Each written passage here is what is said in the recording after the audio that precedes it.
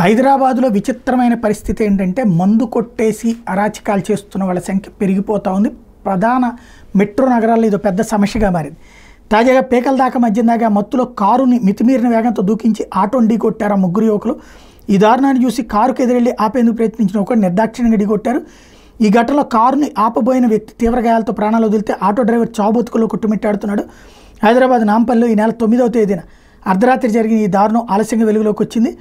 తాజాగా నాంపల్లి పోలీసులు చెప్తున్నటువంటి లెక్క ప్రకారం ఏపీ ప్రకాశం జిల్లా అంబవరం గ్రామానికి చెందిన రాజశేఖర్, శ్రీకాంత్, మధు స్నేహితులు ముగ్గురు కూకట్పల్లిలోని ఆటలో ఉంటూ ఉద్యోగాల కోసం ప్రయత్నిస్తున్నారు. వీళ్ళతో పాటు సాఫ్ట్వేర్ సంస్థలో డ్రైవర్గా పనిచేస్తున్న ఆంజనేయ అనే కూడా ఉంటున్నాడు.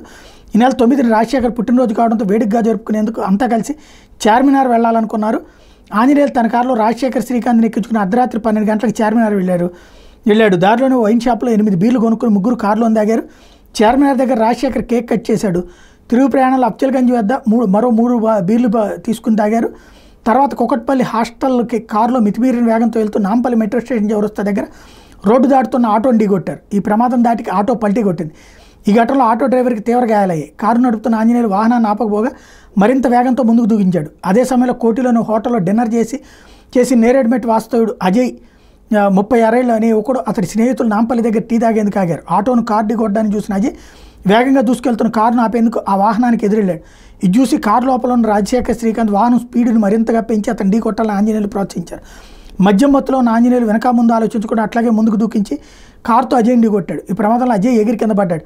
అతనికి తలకు ఇతర చోట్ల తీవ్ర గాయాలయ్యాయి. తర్వాత ఆంజనేయులు కారు ఆపకుండా మాసప్ ట్యాంక్ వైపు కారును తిప్పాడు.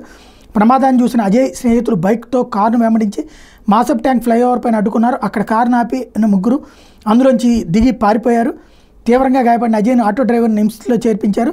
అప్పటి నుంచి చికిత్స పొందుతున్న ఇద్దరిలో అజయ్ గురువారం మృతి చెందాడు.